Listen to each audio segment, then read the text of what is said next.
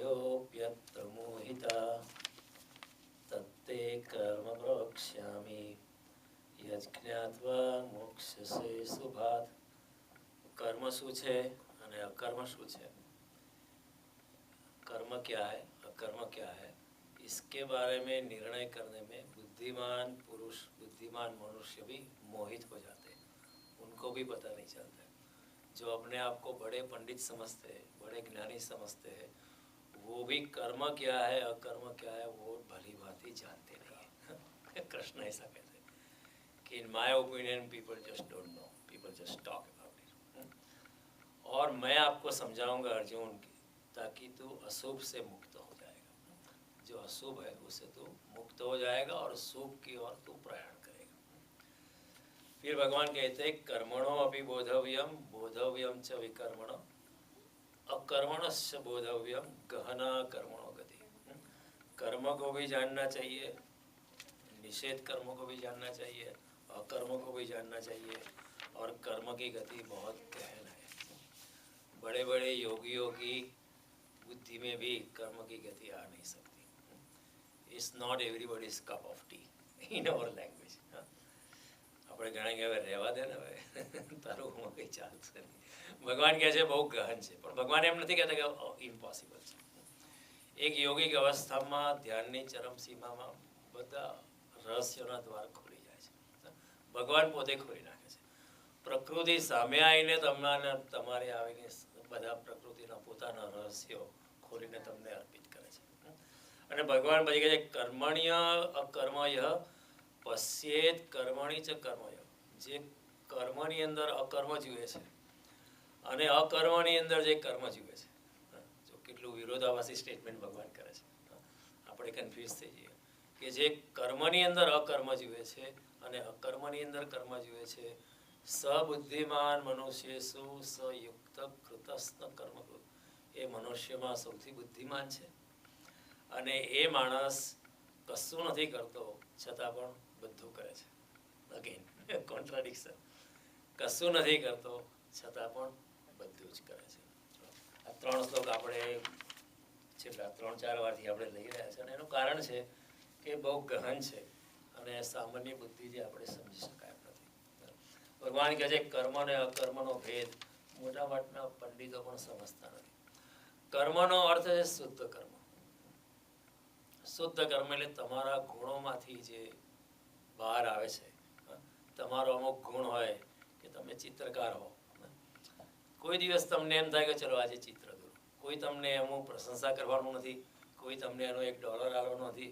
ઉલટું ગાઢના તમે colour બગાડશો, canvas બગાડશો અને કોઈ કદાચ તમારી ટીકા પણ કરે. પણ તમને મન થયું અને તમારામાં એ ચિત્ર દોરવાની પ્રકૃતિ છે અને પ્રકૃતિને આધીન થઈને કોઈ પણ ફળની અપેક્ષા રાખ્યા વિના તમે ચિત્ર દોરો તો એનું નામ છે શુદ્ધ કર્મ, પ્યોર એક્ટ. તમને અચાનક મનમાં સ્ફૂર્ણ થાય કે આજે કોઈ કવિતા લખો. કોઈ તમારી કવિતા વાંચવાનું નથી, ઉલટું ઉપરથી તમારી મસ્કરી કરવાના છે એવું તમે જાણો છો. આ કવિતા છે કે આ બધું તોડી ફોડીને જોડીને બધું બનાવ્યું છે, છતાં પણ તમે જે મન થયું છે અને તેને અમલ કરો છો અને તમને કોઈ અપેક્ષા નથી, તમે કોઈને બતાવતા પણ નથી, એને કોઈ જુએ તો પ્રશંસા કરે તો પણ ઠીક અને તમારી ટીકા કરે તો પણ ઠીક, તમને એની કોઈ પ્રશંસા, તમે તમારા સમત્વમાં છો. નહીં પ્રશંસામાં છો, નથી અપમાનમાં છો. નહીં માન, નહીં અપમાન, ન જય, ન પરાજય, ન સુખ, નહીં દુઃખ, નહીં લાભ, નહીં હાનિ, નહીં શુભ, નહીં અશુભ, નહીં મોક્ષ, નહીં બંધન, નહીં સ્ત્રી, નહીં પુરુષ, નહીં દિવસ ન રાત્રિ. જગતની બધી જે પોલારિટીઝ છે, ધ્રુવીયતા છે, એ ધ્રુવીયતાથી એક ત્રીજા બિંદુ પર માણસ જ્યારે સમત્વમાં પોતાની સ્થિત પ્રકૃતિમાં બેસે છે ત્યારે એ યોગિક અવસ્થામાં આવવા મળે છે. અને એવી વ્યક્તિને કર્મના ફળની આશા રહેતી નથી, કારણ કે એ માને છે કે કરનારો હું નથી, હું કરનારો નથી. અને જ્યારે આપણે એમ માનીએ કે કરનારો હું છે ત્યારે અજ્ઞાનની શરૂઆત થાય છે. કારણ કે જ્યારે હું એમ માનું કે કરનારો હું છું તો ત્યારે મારી જે સ્થિત પ્રજ્ઞતા છે, ત્રીજું જે બિંદુ પર હું બેઠો હોઉં એમાંથી હું ચલિત થઈ જાઉં છું અને રોજની સંસારની ખેંચમતાણીમાં ઈર્ષ્યા, જલન, સ્પર્ધા એમાં હું આવી જાઉં છું. એટલે મારી ઉચ્ચ ચેતનાને હું મારી જાતે નીચે લાવું છું અને સંસારના રસમાં ડૂબાડું છું. એવું થઈ જાય છે.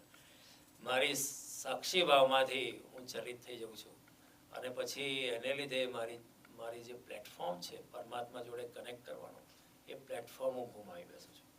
એટલે ભગવાન કહે છે કે કર્મ જે છે તે શુદ્ધ કર્મ છે, પ્યોર એક્ટ, કોઈ પણ જાતની આશા વગર. તમને અચાનક મન થયું કે આજે મંદિરમાં જઈને આજે પ્રસાદ સાંજે કરવાના છે તો હું કિચનમાં જઈને હેલ્પ કરું. તમને અચાનક મન થાય કે જે મંદિરમાં જવું છે એના બાથરૂમ કેટલા ગંદા હોય છે, let me take the mop and the cleaning material from my own house, let me clean it up whether I am telling people or not. I don't like it, so I am going to clean it up myself. અને clean કર્યા પછી તમને આનંદ થાય, તમને પોતાને મનમાં આનંદ થશે. કોઈ પણ નિષ્કામ કર્મ તમે કરશો પ્રકૃતિના ગુણ પ્રમાણે, તમારી પ્રકૃતિના ગુણ પ્રમાણે તમે કરશો તો તમને આનંદ જરૂર થશે. તમે સ્વભાવતા તમારા સ્વભાવની અંદર તમને પ્લમ્બિંગ વર્ક ગમતું હોય ને તમે પ્લમ્બિંગ વર્ક કરશો તો તમને બહુ આનંદ થશે. પણ જબરદસ્તી કોઈ તમને લુહારી કામ આપશે તો કરશો ખરા, પણ અંદર તમે બહુ કચવાતામાં નહીં કરશો. હેમંત કુમાર હેડ ટુ વર્ક એઝ અ સ્ટેનોટાઇપિસ્ટ. એને કેટલી પીડા થતી હશે વિચાર કરો. એક ગાયક છે, એને ગાવાનું મન છે, પણ એને જો સ્ટેનોટાઇપિંગ કરવું પડે તો માણસ કેટલો ત્રાસી. It is poisoning the personality. એટલે ભગવાન એ જ કહે છે કે તમારા ગુણો પ્રમાણે તમે કર્મ કરો તો તમને બહુ આનંદ થશે. જગતમાં મોટાભાગના લોકો આજે દુઃખી એટલા માટે છે કે પોતાના ફિલ્ડમાં કામ કરતા નથી. પૈસો વધારે મળવાનો છે એટલે હું ડૉક્ટર થઈ જાઉં, મારે જવું હોય કશાક મારે મારા ફાધરને કહે આના તો ડૉક્ટર થઈ જઈશ, આટલા તો ડિસ્ટિંક્શન આવ્યું છે, પણ હું જાઉં એ પણ હું કરી શકું. આઈ મે બી મલ્ટી ટેલેન્ટેડ, પણ જે વસ્તુ મારે કરવાની હતી એ કરીને, કે મને સંસ્કૃતનો અભ્યાસ કરવાનો ગમત, એ કરીને જે મને હૃદયમાં આનંદ ઉપજાતો એ આનંદ મને ડૉક્ટરી કરીને નહીં મળે. ઘણા ડૉક્ટર થયા છે પણ then they like to paint, they like to write a poetry, they like to study Ramayan, they want to do social service.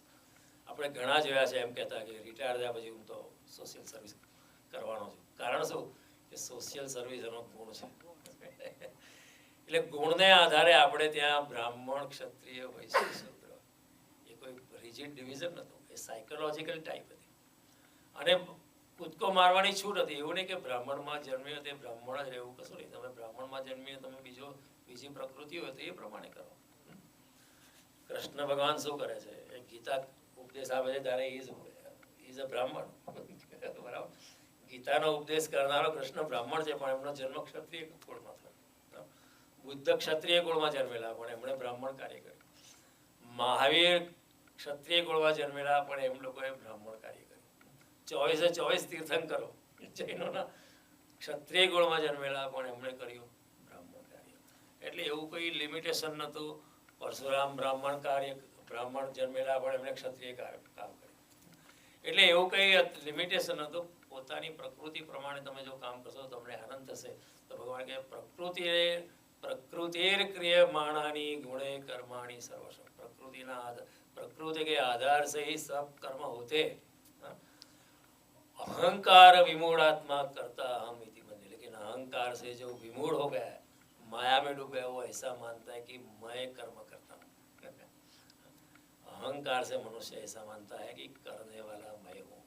करने वाले आप नहीं है. आपको जो गुण धर्म दिए उसी के हिसाब से आपके कर्म होते हैं. ऐसा ज़्यादा आप उससे ज़्यादा आप कुछ कर नहीं सकते हो. और जो भी कर्म होते हैं वो मेरे आत्मा की चेतना से होते हैं. अगर मेरी आत्मा निकल जाए मेरे शरीर से तो एक भी कर्म होगा नहीं. मेरे शरीर को उठाने के लिए और 3 आदमी चाहिए फिर. जो इतना मैं कर सकता हूँ, अभी 3 आदमी को मेरे कंधे पे बिठा के चल सकता हूँ. लेकिन अगर आत्मा चली गई तो मेरे शरीर को उठाने के लिए और 3 आदमी चाहिए. तो इसका मतलब क्या है, आत्मा की ऊर्जा से सभी कर्म होते हैं. तो करने वाला मैं कहाँ से पैदा, और आत्मा की ऊर्जा कहाँ से आती है, वो परमात्मा की ऊर्जा है. भगवान कहते हैं ममेव वांसो जीवलोके जीवभूत सनातन. इस जीवलोक में जीव मात्र मेरा अंश है. ये भेद समझ लेना जरूरी है. जब आत्मा माया में डूबती है तब उसको कहते हैं जीवात्मा. ये समझने जैसी चीज है. आत्मा जब माया में आरोपित होती है, जब आत्मा तादात्म्य जोड़ती है कि मैं ये शरीर हूँ, ये मेरी डिग्री है, मैं डॉक्टर और इंजीनियर और व्हाटएवर, ये मेरी जॉब है, ये मेरी पत्नी है, ये मेरा पति है, ये मेरा बैंक बैलेंस है। जब आत्मा जो है इन पदार्थों से और व्यक्तियों से अपना मानती है, तादात्म्य जोड़ती है, तो आत्मा जीवात्मा हो जाता है। इतना फर्क। जीवात्मा यानी जो माया से गिर गया है, आत्मा जो माया से गिरता कभी नहीं गिरता है। तो भगवान कहते हैं धूमेना व्रियते अन्य यथा दर्शो मरेण च यथोल बिना अमृत गर्भ तथा तेनेदमिदम अमृत। जिस तरह धुएं से अग्नि ढक जाती है, जिस तरह धूल से आईना ढक जाता है, अरीसा ढक जाता है, और जिस तरह गर्भ की थैली में अगर आई क्लोजर द बेटर जिस तरह गर्भ की सैक में गर्भ ढक जाता है, इस तरह आत्मा का प्रकाश माया के आवरण से घिर जाता है। तो वैसे आत्मा तो शुद्ध बुद्ध है, चिदानंद रूप शिवो अहम निर्विकल्पो निराकार रूपो विभुर्व्याप्त सर्वत्र सर्वेन्द्रियाण सदा में समत्वम न मुक्तिर्न बंध चिदानंद रूप। मैं तो शुद्ध स्वरूप आत्मा हूँ और मुझे कोई दाग। लेकिन जब आत्मा माया से गिर जाता है तो उसको कहते हैं जीवात्मा। कई लोग आपको पूछेंगे जीव और आत्मा में क्या फ़र्क है? इतना छोटा सा फ़र्क है। जीव यानी आत्मा जो माया में गिर गया है, आत्मा यानी शुद्ध आत्मा। तो योगी के पास आत्मा है, हमारे पास जीवात्मा है क्योंकि हम माया में उलझे हुए हैं। तो भगवान का कहना है कि शुद्ध कर्म, कर्म क्या है? जो शुद्ध कर्म है, जो अपने प्रकृति से निपजता है और आपको कर्म के फल की जरा भी आशा नहीं है, उसको बोलते हैं शुद्ध कर्म। आपको कभी मन होता है चलो आज रंगोली करते आंगन में, कोई आपको रिवॉर्ड देने वाला नहीं है। ऊपर से आपको टीका सनेंगे कि अब घरनों काम के घर का काम करो, ये सब क्या अभी 3-4 घंटा यही करते रहोगे, पहले उसको चित्र करोगे, फिर कौन से रंग लाने बाजार में खरीदने जाओगे, फिर आप डिसाइड करो कौन सा कॉम्बिनेशन रहेगा। It takes a time because you want to do it with love. लेकिन अगर आपका मन है तो करो, और वो शुद्ध कर्म है, आपको कोई इच्छा नहीं। और जब भी आप कोई कलाकृति करते हो तो आप परमात्मा के समीप आ जाते हो। क्यों? क्योंकि पहले तो आपको आनंद मिलता है, और आनंद यानी परमात्मा का स्वरूप है, क्योंकि परमात्मा तो सच्चित आनंद स्वरूप है। अगर आपके हृदय में आनंद प्रकट होता है तो समझना भगवान ही प्रकट हुआ है, क्योंकि भगवान का दूसरा स्वरूप है आनंद। और भगवान एक बड़ा कलाकार है। अगर आप भी छोटी कलाकृति करो तो भगवान को भी लगेगा कि you are like me. Party में आप किसके साथ बैठे हो? जिसके साथ आपकी वेवलेंथ मिलती है।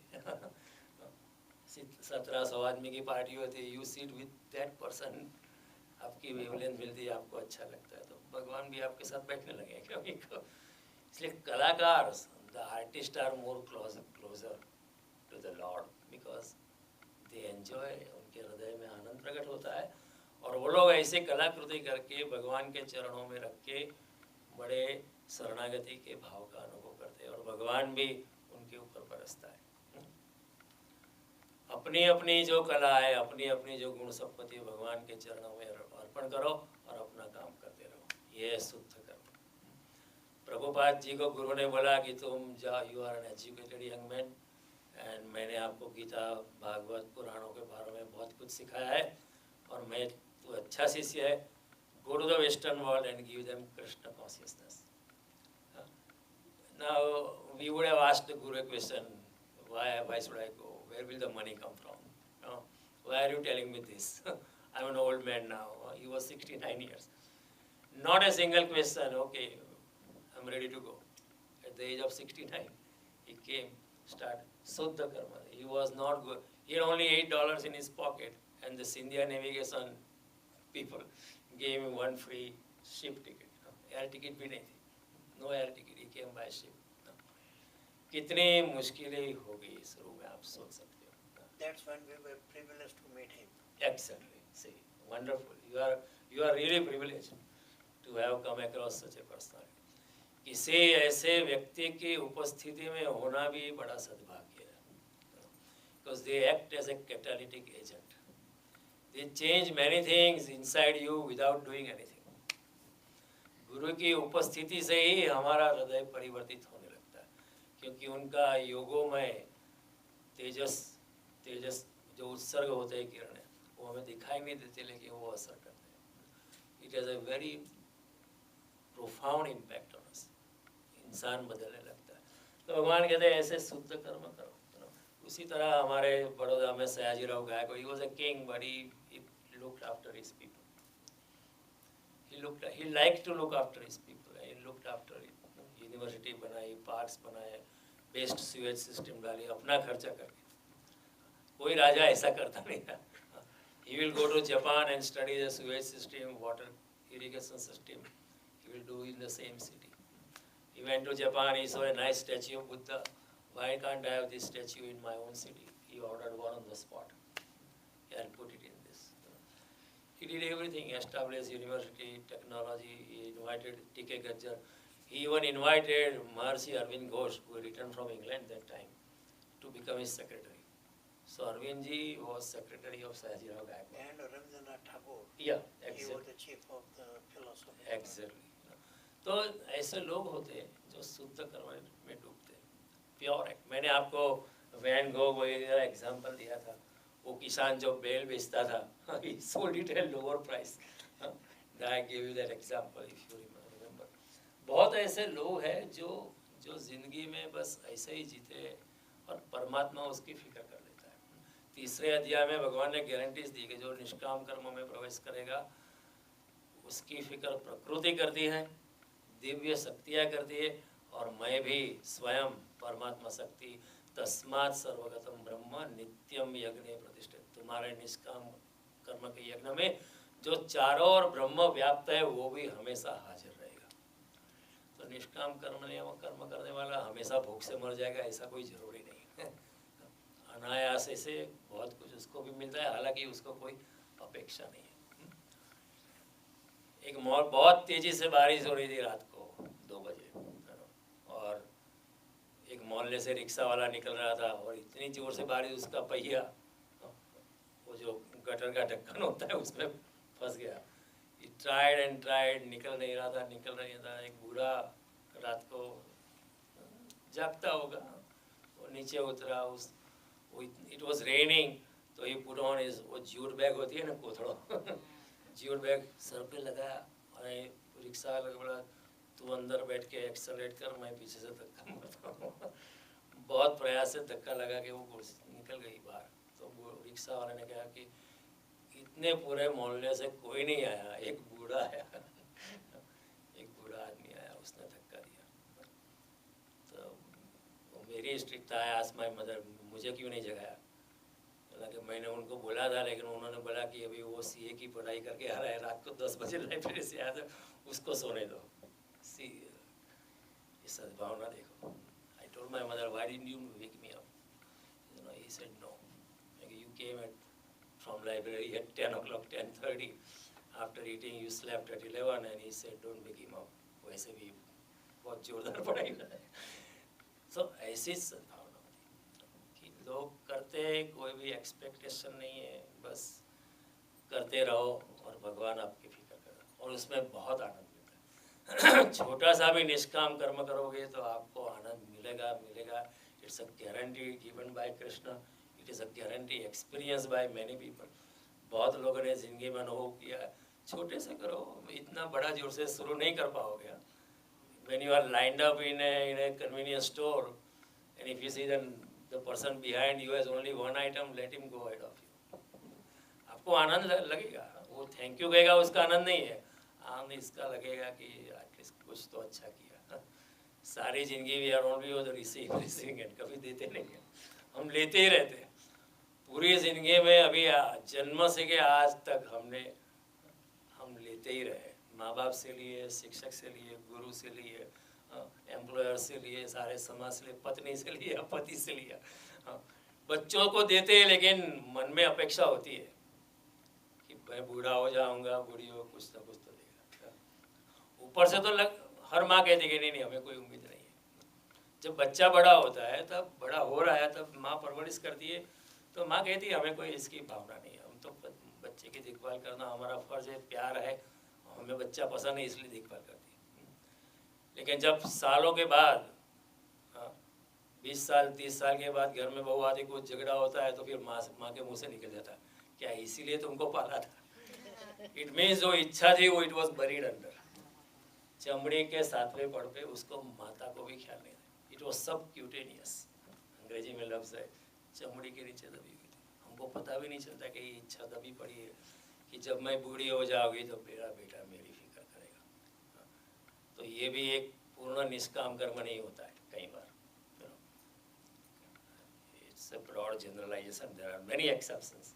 ऐसा नहीं कि एक्सेप्शन नहीं है, लेकिन कहने का तात्पर्य हमारा सब कर्म जो होता है या तो कर्म के फल की आशा में होता है या तो प्रतिक्रम कर्म में होता है, रिएक्शनरी एक्शन होता है। कोई हमें गाली दे तो हम भी गाली देते हैं कोई हमारी प्रशंसा करता है तो हम खुश हो जाते हैं, उसकी भी प्रशंसा करते हैं, नहीं करनी तो भी करते हैं। तो प्रतिकर्म होता है या फल की आगे, तो शुद्ध कर्म हमारा होता नहीं है, हमारा कर्म शुद्ध होता नहीं है। जैसे जयप्रकाश नारायण जी घूमे इंडिया में, उन्होंने लगा कि ये ठीक नहीं है, जो भी शासन चल रहा है वो गलत है, तो जान की बाजी लगाकर वो चले। गांधी जी ने भी जान की बाजी लगाई। अंग्रेजों ने चाहा होता तो उनको मार देते, किसी को पता भी नहीं चलता, we don't know what happened to him, ऐसा बोल देते। लेकिन गांधी ने took a risk when he give his idea of non cooperation and non violence to Sardar and other people, they laughed at him. इस तरह अंग्रेजों के साथ लड़ा नहीं जाएगा, but he was convinced of the power of non-violence, so he continued on his way and gave a big price. इतने जिंदगी के इतने साल तो जेल में रहे।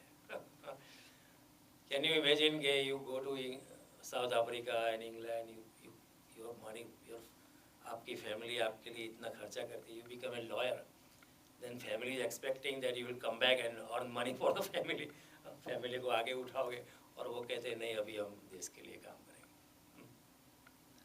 कोई जैसे पुराना जमाना में कोई डॉक्टर की FRCS लंदन होके वापस आए, वो डॉक्टर ही करेगा ना, कमाएगा, माँ बाप को सहायता करेगा, लेकिन वो आगे नहीं हम तो देश की सेवा करेंगे, तो तुम्हें भेजा क्यों ये सवाल। लेकिन कई लोग ऐसे हैं जो सेवा में बहुत आनंद लेते हैं। तो भगवान कहते हैं ऐसे शुद्ध कर्म करने से कर्म है, उसमें प्रतिकर्म नहीं होना चाहिए। कई लोगों को प्रतिकर्म होता है ना। प्रतिकर्म क्या है कि इसे रिएक्शनरी एक्शन। पुराणों में कथा आती है कि दक्ष ने अपने यज्ञ किया और उसने 100 पुत्रों को उत्पन्न किए यज्ञ से। ये हो सकता है, हम मानेंगे लेकिन हो सकता है, मैं मानता हूँ ये हो सकता है, क्योंकि आज के जो यज्ञ कराने वाले की चेतना इतनी करप्ट हो गई है। मंत्र अभी भी है, पढ़े हैं कि मंत्र से आप वर्षा ला सकते हो, मंत्र अभी भी है कि आप शुभ कर्म करवा सकते हो लोगों से, लेकिन मंत्र को करवाने वाले ऐसी शुद्ध ब्राह्मण चेतना अभी बची नहीं है। यज्ञ करवाने के बाद ब्राह्मण अगर सोचता है कि मैं उसको दक्षिणा कितनी मिलेगी, और इधर 5 ब्राह्मण साथ में मंत्र बोलते हो, फिर दक्षिणा कैसे शेयर करेंगे, वो लोग झगड़ेंगे अंदर। ऐसी चेतना के साथ, ऐसी चेतनाओं से प्रकृति के साथ कनेक्शन हॉटलाइन मिलती नहीं है। आप डायल करोगे लेकिन वहाँ कोई उठाएगा नहीं। यज्ञ क्या है? It is a way of dialling into the supreme, शुद्ध चेतना से। तो बारिश भी आ सकती। तो दक्ष ने 100 पुत्र पैदा किए और वो लोग तपस्या करने चले गए। तपस्या करके शुद्ध योगी होकर वापस आ रहे थे, तो नारद जी मिले बीच में। तो नारद जी ने पूछा कहाँ चले? बोला अभी पिताजी के पास जाते हैं, पिताजी जो कहे वो करना। पिताजी हमको राजकार पर करके लिए कहेंगे तो हम विल स्टार्ट रूलिंग।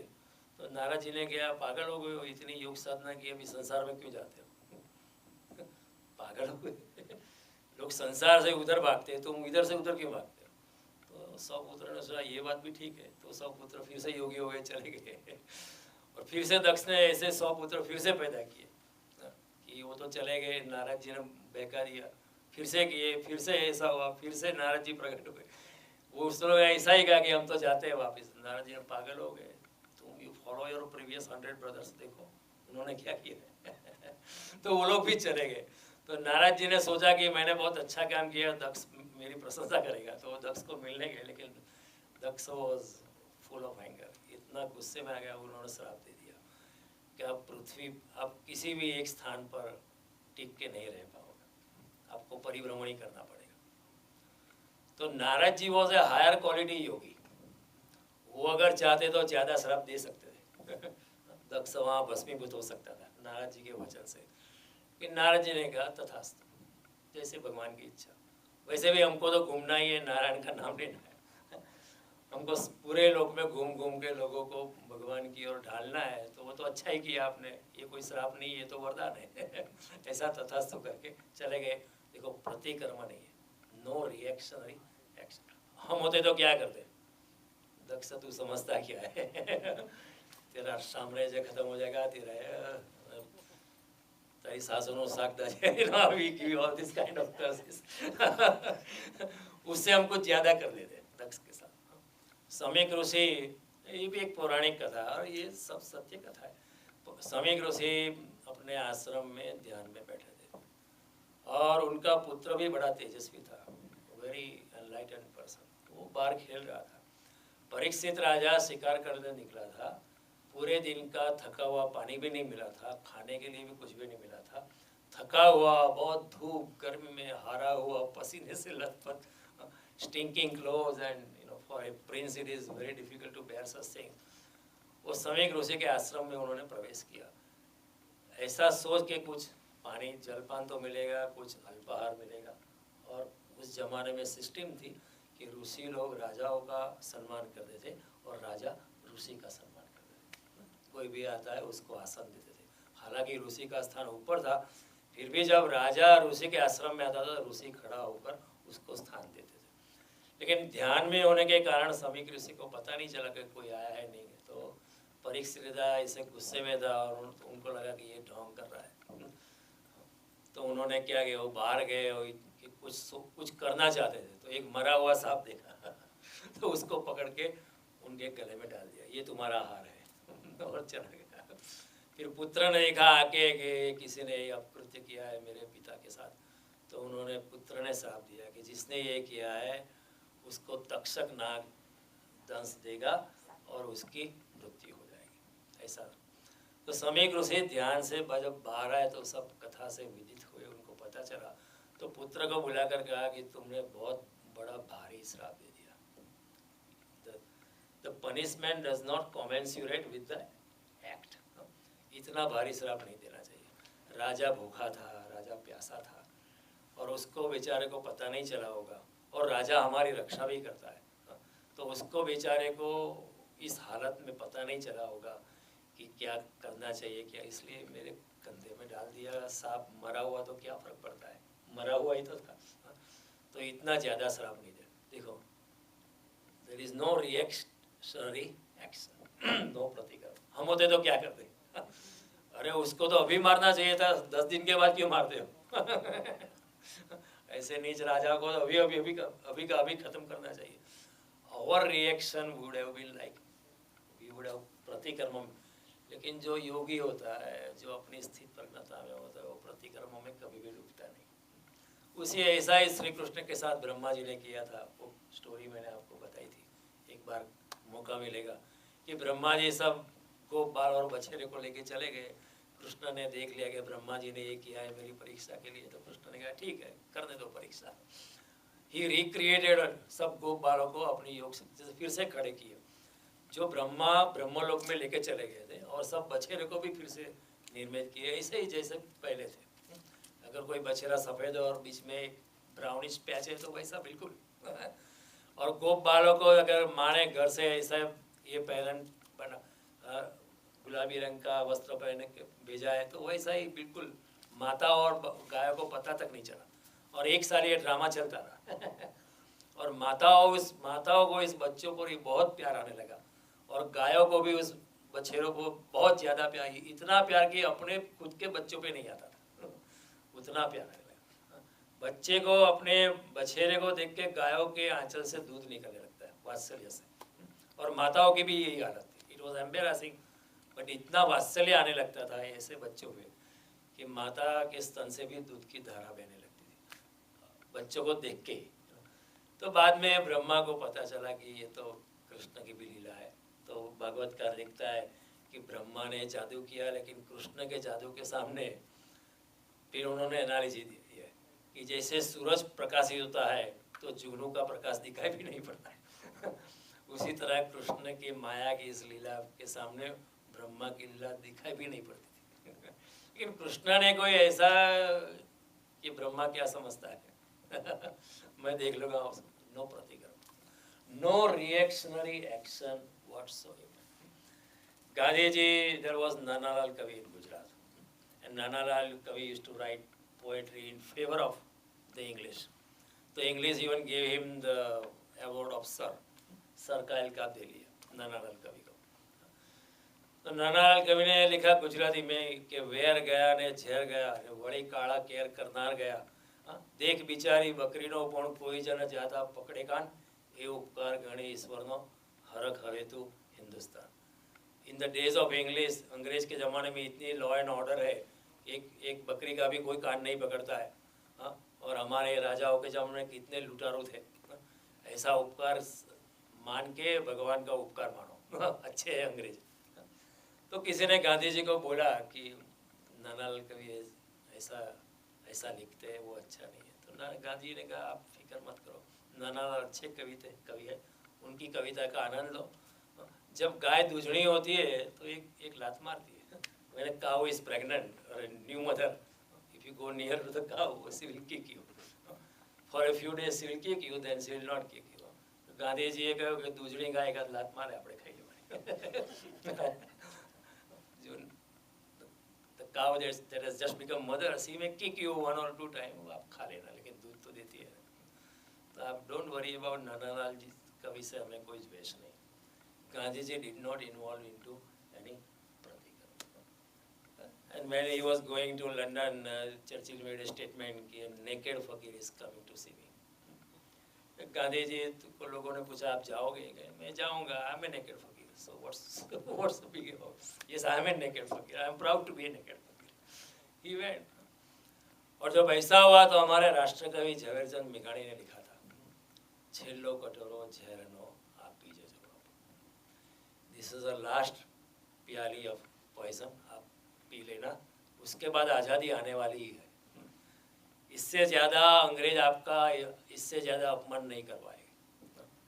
तो चर्चिल ने कहा ठीक है जाओ. And then he went to meet the king. किसी ने पूछा इन ए सैटिरिकल वे, कटाक्ष में पूछा कि किंग के सामने ऐसे शर्टलेस जाना आपको एम्बेरसिंग नहीं लगा? Weren't you embarrassed seeing the king just wearing one shirt? And Gandhi cracked a joke and said, I think the king wore enough for both of us. उसने इतने कपड़े पहने थे, वो हमारे दो के लिए काफ़ी थे, तो मुझे इतना ज़्यादा पहनने की ज़रूरत नहीं थी.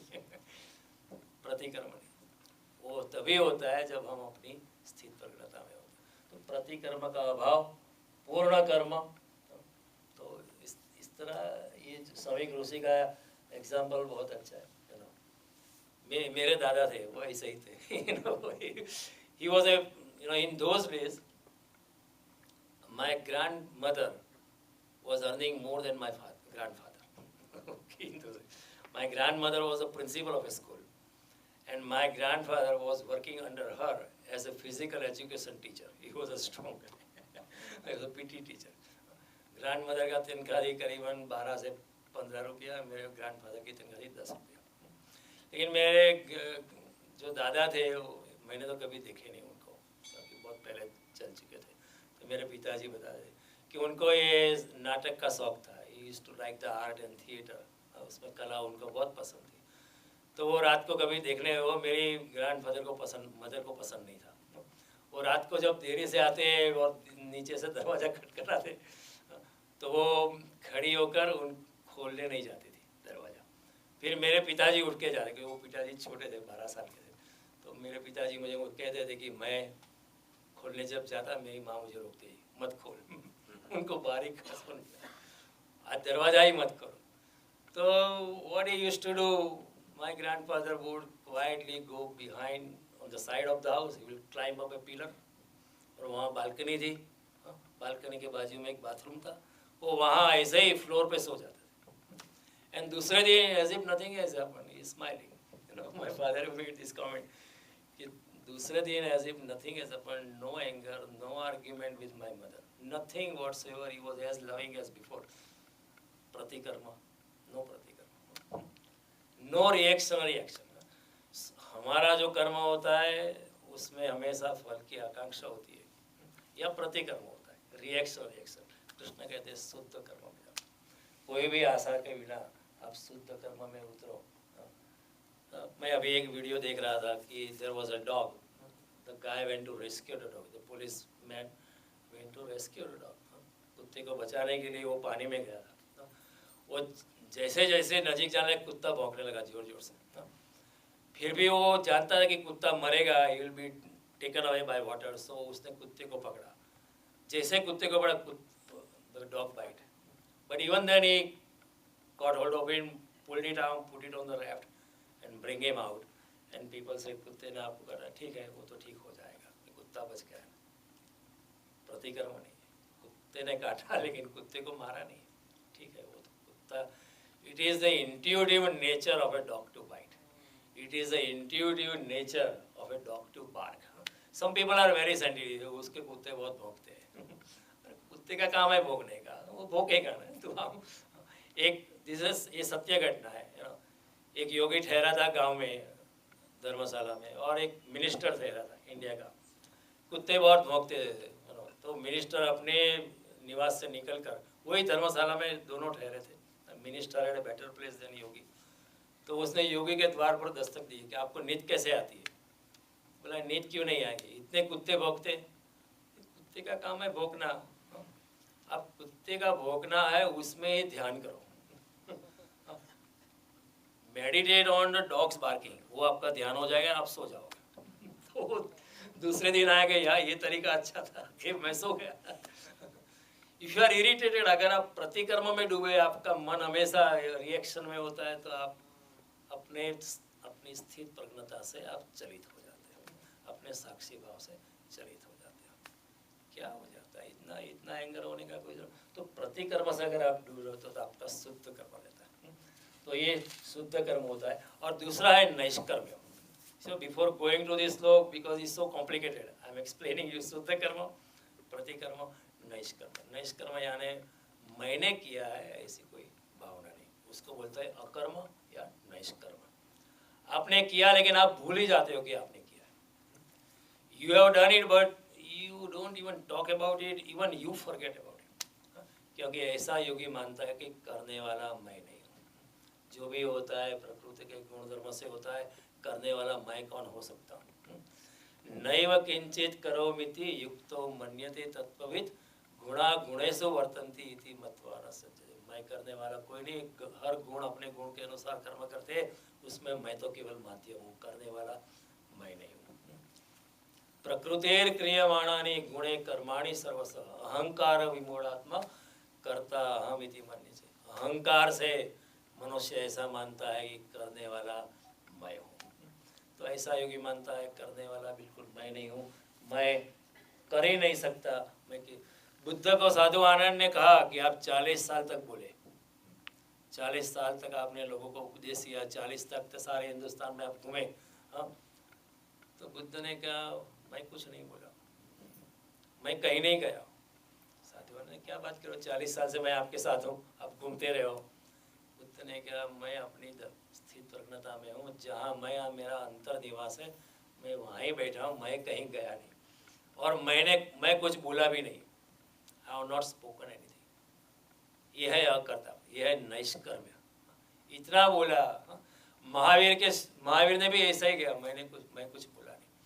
जैन धर्म में 2 पंथ है, एक दिगंबर है, एक श्वेतांबर।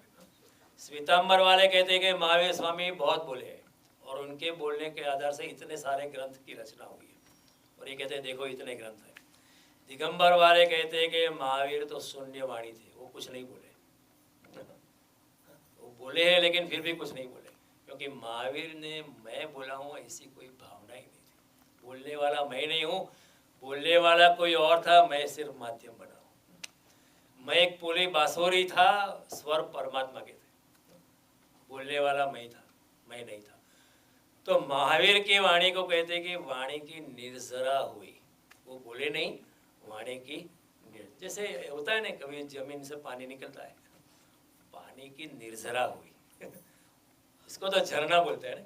जब झरने पर पत्थर होता है, रॉक, तो झरना बहता नहीं, अगर पत्थर हट जाता है तो वो झरना झरने लगता है, या कहना चाहिए पानी की निर्जरा हुई।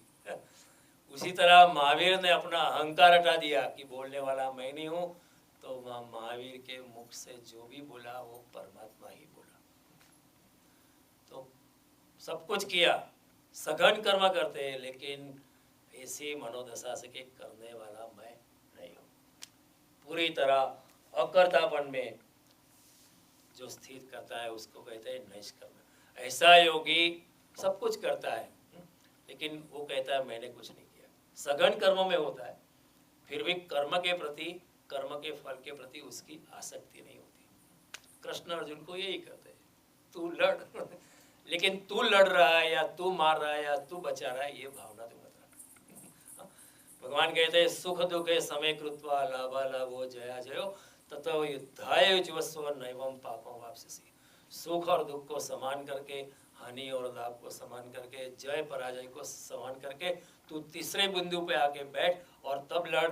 ऐसा करेगा तो तू किसी को भी मारेगा, तुझे पाप नहीं लगेगा, क्योंकि तू अनासक्त भाव से लड़ता है। अकर्म है, सघन कर्म करते हैं लेकिन फिर भी अकर्म है, करते हैं फिर भी कुछ भी नहीं करते। ये कठिन तत्व है। ये भगवान कहते हैं कि कर्मों में जो अकर्म दिखता है और अकर्मों में जो कर्म दिखता है वो मनुष्य में सबसे बुद्धिमान है। और ऐसा योगी कुछ भी नहीं करता हुआ भी सब कुछ करता है। ये कठिन तत्व है समझने के लिए। तो मैंने आपको समझाया शुद्ध कर्म क्या है, प्रतिकर्म क्या है, निष्कर्म क्या है, निषेध कर्म के बारे में भी अपने चर्चा की। It is very difficult to decide. घर में कॉकरोच निकलेगा, उसको मारना चाहिए नहीं मारना चाहिए, पकड़ के बाहर फेंकना चाहिए कि नहीं फेंकना चाहिए, उसको वहीं रहना चाहिए। महावीर ने कहा खेती मत करो क्योंकि उसमें हिंसा होती है, तो लोग व्यापार में चले गए। तो व्यापार में ज़्यादा हिंसा होती है, किसी के साथ थोड़ी सी ठगाई करते हो तो ज़्यादा हिंसा हो जाती है। इस्लाम में लिखा कि आप शराब मत पियो, लेकिन लोग समझ एक निषेध कर्म को बचाने के लिए दूसरे निषेध कर्मों में लोग चले जाते हैं। इंसान को भी पता नहीं चलता है, इंसान को भी पता नहीं चल रहा। वो क्रिस्ती धर्म में पादरियों को बोला आपको शादी नहीं कर दे, फिर वो चाइल्ड एब्यूज़ में चले जाते। एक निषेध कर्म को बचाने के लिए फिर दूसरे निषेध कर्म। कई साथी हुए हैं वो कहते हैं हम ब्रह्मचारी है, लेकिन फिर भी वो चलित हो जाते हैं। हमारे धर्म में खुद महावीर स्वामी ने वस्त्रों को भी छोड़ दिए, लेकिन कई उनके अनुयायी वो वस्त्र की दुकान खोल के बैठे। टाइटल है दिगंबर वस्त्र भंडार। एक निषेध कर्मों को बचाने के लिए हमको पता नहीं चलता है, दूसरे निषेध कर्मों में इंसान चला जाता है, पता नहीं चलता है। It's a very difficult to decide. Krishnadas Adhikari जा रहे थे, एक वेश्या नाच रही थी मार्केट में, people were watching. He went to her and said you come and stay in the temple. हम लोगों को आश्चर्य लगेगा, what is he doing, is inviting a prostitute into a temple, that's not good. लेकिन उनकी दृष्टि कुछ और होती है, they have different kind of vision that I am going to explain to you. तो निषेध कर्म is very difficult. If you are running A convenience store, you will have question कि डेली स्टोर वहाँ चलाना है, मीट बेचना है कि नहीं बेचना है। नहीं बेचोगे तो कस्टमर को ही नहीं आता है। और कन्वीनियंस पोर्नोग्राफी वहाँ बेचनी है नहीं बेचनी है, this is a very dicey question. नहीं बेचोगे कोई आएगा नहीं। What do you want to do? वहाँ कसिनो का मशीन रखना है, गैम्बलिंग मशीन रखना चाहिए नहीं रखना। आप एक मोटेल चलाते हो, आप एक कोई औरत आती है 1 महीने के लिए लेती है मोटेल का रूम, आपको बाद में पता चलता है कि she is running some kind of flash business. तो आपसे अभी क्या करना चाहिए? उसको निकालना चाहिए कि नहीं निकालना? निकालना चाहिए, क्योंकि ये ठीक नहीं है। नहीं निकालना चाहिए भाई, आप उसकी रोजी रोटी में आप क्यों आते हो बीच में? आपको क्या अधिकार है? let her do what she wants to do. It's very dicey. निषेध कर्मों में डिसीजन लेना बहुत मुश्किल है। इसलिए भगवान कहते हैं कर्मणो अभी बोधव्यम बोधव्यम च विकर्मणि अकर्मणश्च बोधव्यम गहना कर्मणो गति। कर्मों को भी जानना चाहिए, जो नहीं करना है निषेध कर्मों को भी जानना चाहिए और अकर्मों को भी जानना चाहिए, क्योंकि कर्म की गति बहुत गहन है। बड़े बड़े पंडित लोग, बड़े बड़े योगी लोग भी समझ नहीं पाते। ये मैं नहीं कहता हूँ, कृष्ण कहते किम कर्म किम अकर्मेति कवयोप्यत्र मोहिता। बुद्धिमान मनुष्य भी तय नहीं कर पाता है कि क्या करना चाहिए क्या नहीं करना चाहिए। This are dicey question.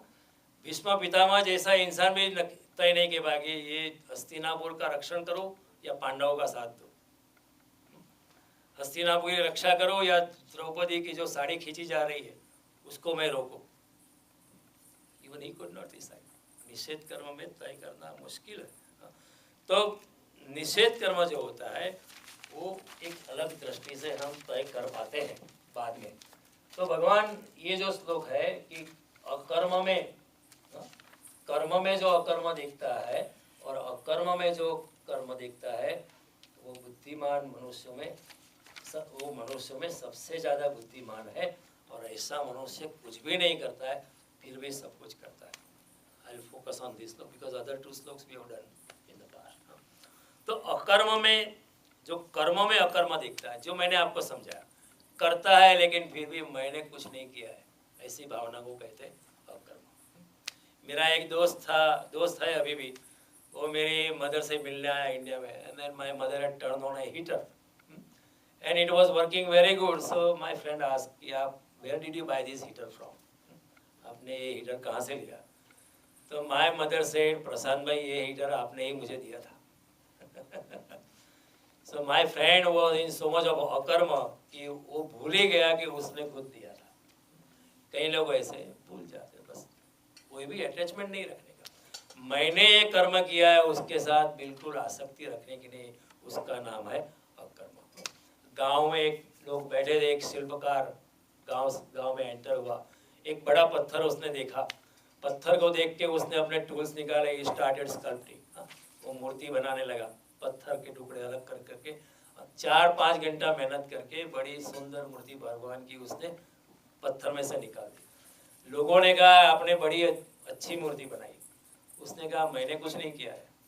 तो क्या बात करते हो, हमारे सामने 5 घंटा मेहनत करके पानी भी नहीं पिया, हमने आपको सॉफ्ट ड्रिंक लिया वो भी नहीं लिया, आपने इतनी मेहनत करके मूर्ति बनाई और आप कहते हैं आपने नहीं बनाई, यू कैन चीट अस। उसने बोला मैंने कुछ मूर्ति बनाई नहीं, मूर्ति तो पत्थर में छिपी ही पड़ी थी, मैंने तो ज्यादा भर पत्थर ही अलग कर दिया। I only remove the extra stone, the murti was already inside. मूर्ति मैंने देखी, एक शिल्प की दृष्टि से के अंदर एक मूर्ति पड़ी है, तो मैंने उसी वक्त मेरे टूल्स जो निकाले और जो अंदर की मूर्ति है उसको प्रकट कर दी। उसको मैंने मूर्ति बनाई नहीं है। यह है अकर्म की दिशा, किया है लेकिन मैंने नहीं किया है, ये जो भावना होती है उसको भी भगवान कहते हैं ये भी शुद्ध कर्म है। अपने कर्तापन का अभिमान नहीं रखा है कि मैंने किया है, ये अभिमान रखा है, क्योंकि कर्तापन की भावना बहुत सघन होती है। जो नहीं हमने किया है उसकी भी क्रेडिट हम लेना चाहते हैं। वो इंसान अगर आगे हाजिर नहीं, हम कहते ये मैंने किया है, या इतना तो कहेंगे ये आइडिया तो मेरा था, काम उसने किया, आइडिया मेरा था। People try to take credit. अगर हमने इधर तय कर दे कि आज मंदिर में महाप्रसाद होने वाला, सब आप जलेबी लेके आना, आप लड्डू लेके आना, आप पूरी लेके आना, आप ये लेके आना, आप सब्जी लेके आना, आप चावल लेके आना। अगर मैं पूरी लेके आया हूँ फिर भी मैं सोचूंगा, और ऐसा तय किया है कि किसी को बताना नहीं है कौन क्या लाया है। कमेटी ने ऐसा तय किया कि बोलना मत किसी को, क्योंकि ये सभी का जॉइंट वर्क है, it's a cooperation amongst everybody, don't tell anybody that you brought this. फिर भी हम, मेरे मन में कर्तापन की भावना इतनी सघन है, अगर मैं पूरी लेके आया हो तो मैं किसी को पूछूंगा आपको पूरी कैसी लगी, वो कहेगा अच्छी लगी, आप लाए थे, किसी को बोलना मतलब मैं लाया था, शुद्ध घी में बनाई थी। Indirectly I will make an announcement कि आई हैव मेड इट। तो कर्तापन की भावना हमारे में बहुत सघन है, it is very much lying in us. Krishna कहते इस कर्तापन की भावना से मुक्त हो जाओ। इतने बड़े ब्रह्मांडों की रचना भगवान ने की, इतने असंख्य ब्रह्मांडों की रचना की। उद्धव जी भागवत में पूछते हैं कि आपने कितने ब्रह्मांडों की रचना की? भगवान ने कहा मैंने गिनती ही नहीं रखी। क्यों? क्योंकि भगवान को आसक्ति नहीं। आसक्ति होगी तो गिनती रखेंगे ना। अगर मुझे आसक्ति होगी तो मैं प्रवचन मैं करूँगा कि मेरा गीता का इतना प्रवचन है, ये 500वां प्रवचन है या 4 साल से चल रहा है, क्योंकि मैं अगर गिनती रखता हूँ इसका मतलब है मेरे मन में आसक्ति अभी भी है, करने वाला मैं हूँ, ये भावना अभी भी अंदर पड़ी है। ऊपर से मैं बोलता नहीं हुआ लेकिन अंदर पड़ी है। भगवान कहते हैं ये भावना से मुक्त हो जाओ। इतना बड़ा सर्जन करने के बाद भी भगवान कहते कि मैंने कुछ किया नहीं, इस सृष्टि का निर्माता मैं हूँ, लेकिन विद्धि कर्तारम अव्ययम् चातुर्वर्ण्य माया सृष्ट गुण कर्म विभाग तस्य कर्तारपि माम विद्धि कर्तारम, इस चतुर्वर्णी सृष्टि की रचना मैंने की है, लेकिन आप ऐसा ही जानना कि मैंने नहीं की है। हमारी हालत क्या है, नहीं किया है तो भी हम कहते हैं मैंने किया है, भगवान कहते हैं मैंने किया है, फिर भी आप मानना मैंने नहीं किया। It is exactly other way around, it is on the next polarity. इसलिए भगवान भगवान है और हम मनुष्य मनुष्य है। हम शायद मनुष्य भी नहीं है वी हैव गॉन बिलो। मनुष्य के लिए बड़ा, इसी मनुष्य इज इन बिटवीन, एक प्राणियों का जगत है, बीच में मनुष्य है, ऊपर दिव्य शक्ति है।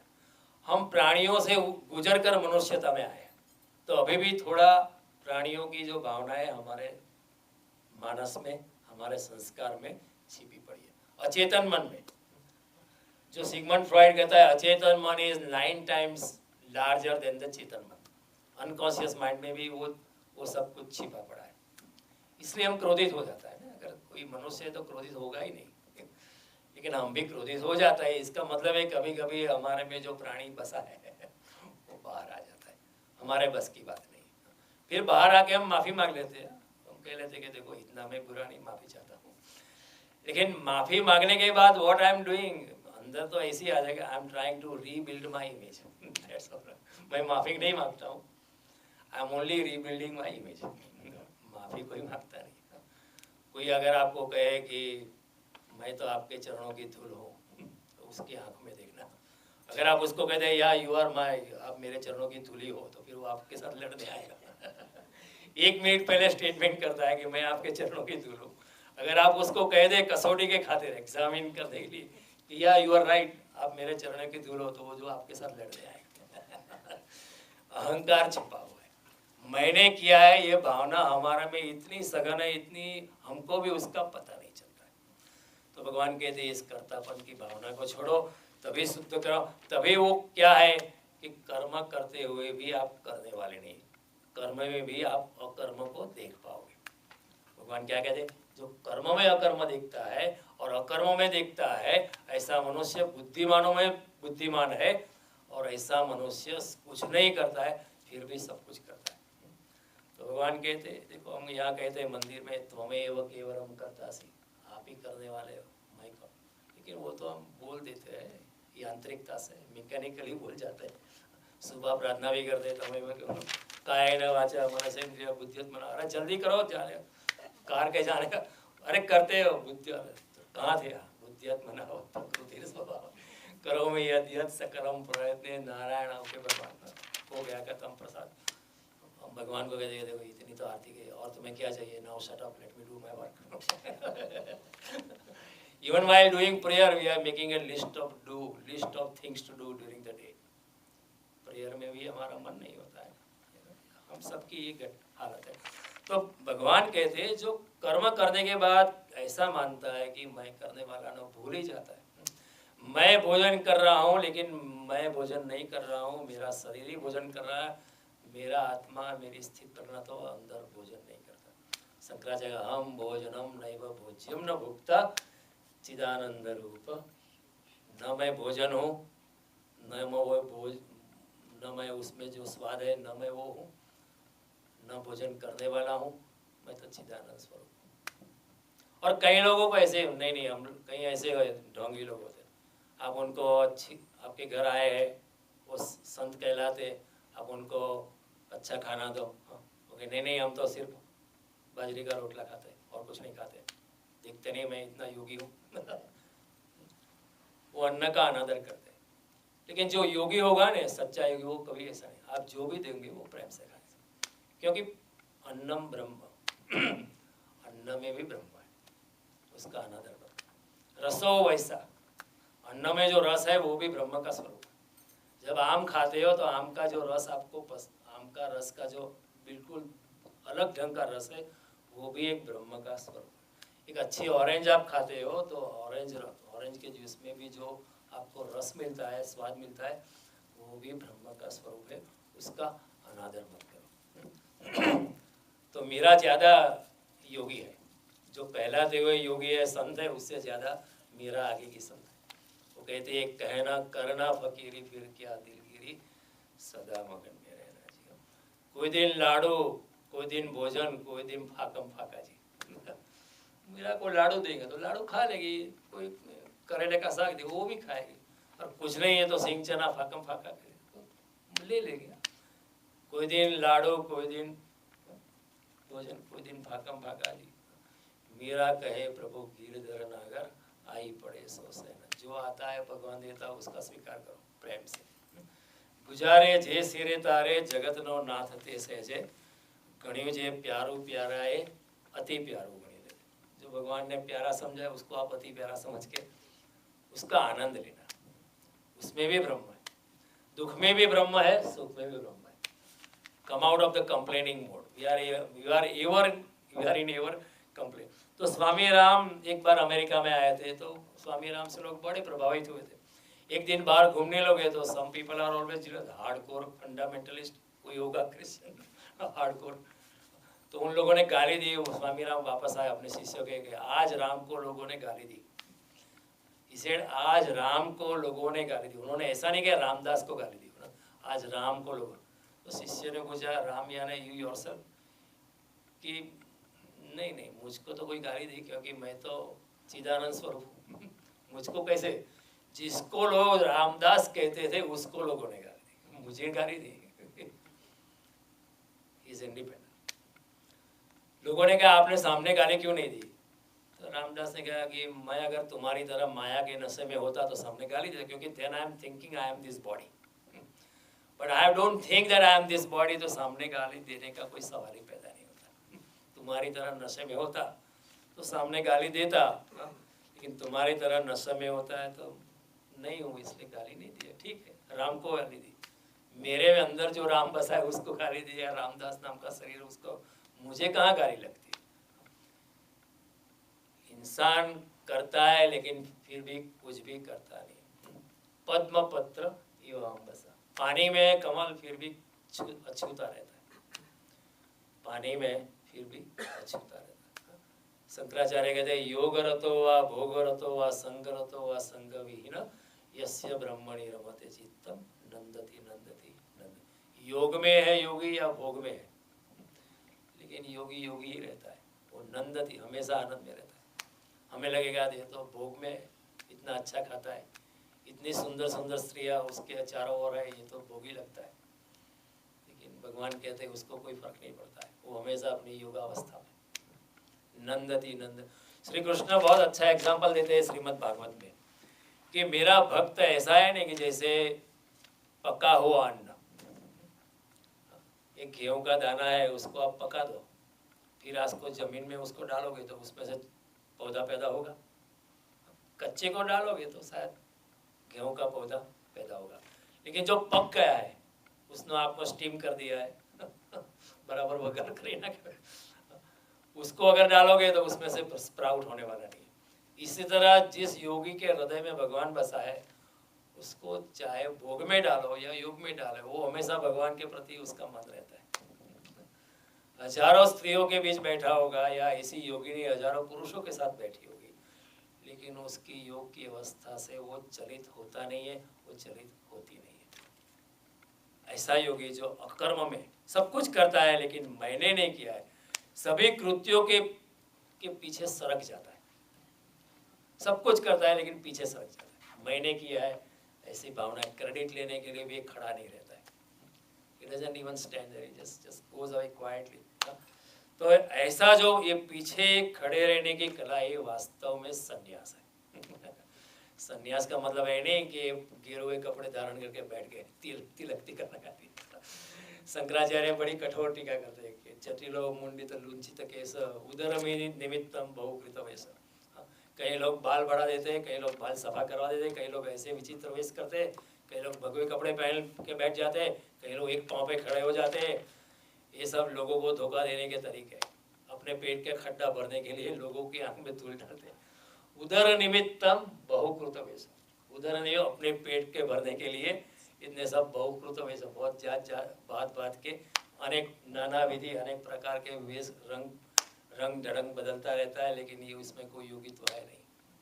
कबीर कहते हैं साधु कहलाना कठिन है, लंबा पेड़ खजूर, चढ़े तो चाके प्रेम रस, गिरे तो चकनाचूर। बहुत से जो अधिकतर साधु जो हम देखते हैं समाज में, वो गिरने वाले ही है, गिरेंगे। ठीक है, उनकी हम कोई आलोचना नहीं करते, हम इतना ही कहते हैं कि वो बेचारे कृष्ण को समझ नहीं पाए। We have compassion for them, उनके प्रति हमें हृदय में सद्भावना है कि बेचारे कृष्ण की जो बात करते हैं गीता में, उस बातों को समझ नहीं पाए। ऊपर ऊपर से साधु बन गए, लेकिन साधुता जो पीछे सरक जाने की कला है उनमें अभी तक आई नहीं। और फिर भगवान कहते हैं कि ऐसा योगी जो सब कुछ करता है लेकिन अपने मन में मनता है कुछ भी नहीं, मैं नहीं करता, करने वाला मैं हूँ ही नहीं, ऐसा योगी के साथ ये दूसरी घटना बनती है। ऐसा योगी जो है वो करता सब कुछ है लेकिन मानता ऐसा है मैं कुछ भी करने वाला हूँ नहीं, लेकिन ऐसे योगी का साथ ऐसे दूसरी घटना बनती है कि वो सभी कुछ जगत में जो भी होता है वो उसी के माध्यम से ही होता है, ऐसी उसको प्रतीति होती है। वो योगी कुछ भी नहीं करता है लेकिन वो सब कुछ करता है, ऐसा भगवान कहते हैं। वो कुछ भी नहीं करता है फिर भी वो सब कुछ करता है। क्यों ऐसा होता है? कि जब योगी ऐसी सघन अवस्था में आ जाता है कि करने वाला मैं नहीं हूँ, मैं भी कुछ भी नहीं करने वाला हूँ, निष्काम कर्म में इतना प्रविष्ट हो जाता है, वो दिन रात कर्म करता है लेकिन कभी भी सोचता नहीं है, स्वप्न में भी नहीं सोचता कि करने वाला मैं हूँ।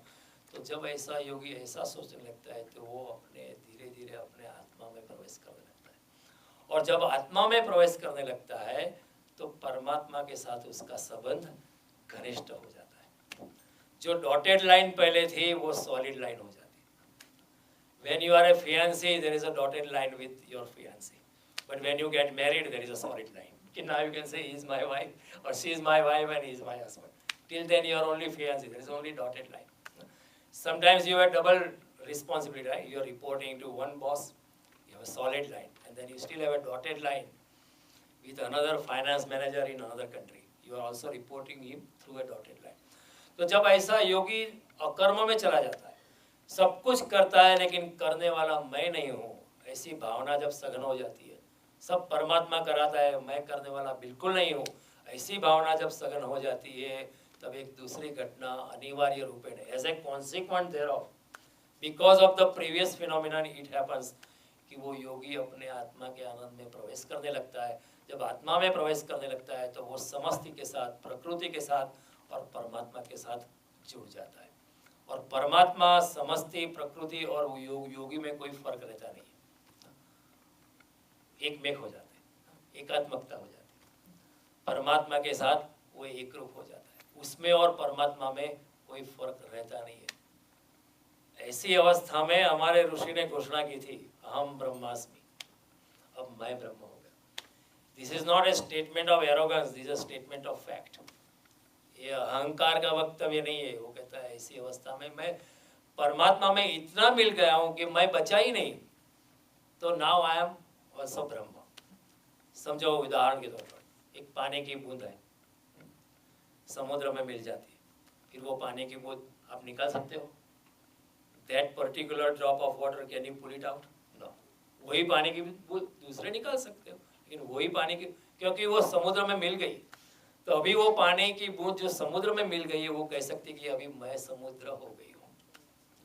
उसी तरह योगी जो परमात्मा में मिल गया है, निष्काम कर्म करते करते अकर्तापन की भावना रखते हुए वो जो हृदय की शुद्ध चेतना में गिर गया है, वो परमात्मा के साथ कनेक्ट हो जाता है, तो वो परमात्मा में इतना मिल जाता है कि उसका अस्तित्व नहीं रहता है। वो अपने आप से तोड़ देता है लेकिन प्रकृति से मिल जाता है, वो अपने आप से विसर्जित हो जाता है लेकिन प्रकृति में, परमात्मा में मिल जाता है, इतना मिल जाता है कि अपने आप को भूल जाता है। ही बिकम्स जीरो, ही बिकम्स नॉन एंटिटी, वो शून्य हो जाता है, इसलिए उसका पूर्ण में प्रवेश हो जाता है। Because he has become zero, he has become infinity, mathematically speaking. वो इतना शून्य हो गया है कि शून्य से पूर्ण में प्रवेश आराम से हो, क्योंकि शून्य और पूर्ण एक ही सिक्के के दो पहलू है। बुद्ध शून्यता में, शंकराचार्य पूर्णता में, लेकिन एक ही बात है, दो विरोधी बात नहीं है। कृष्ण पूर्णता में, कोई और योगी है शून्यता में कि मैं कुछ नहीं करता हूँ, तो भगवान कहते तू मेरा प्यारा है।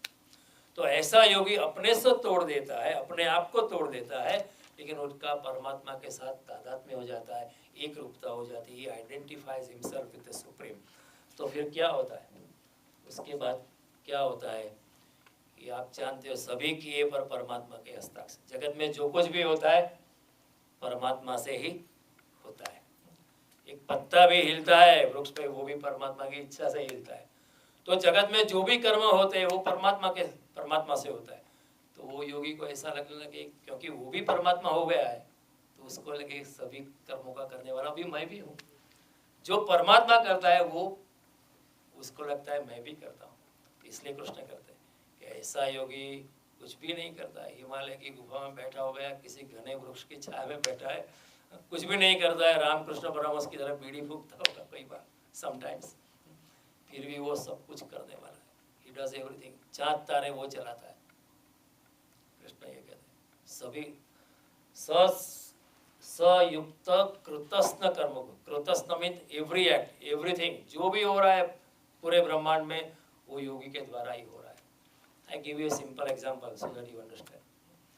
समझो इंडिया पाकिस्तान का क्रिकेट मैच चलता है और समझो इंडिया जीत जाता है, तो हम क्या कहते हैं कि हम जीत गए।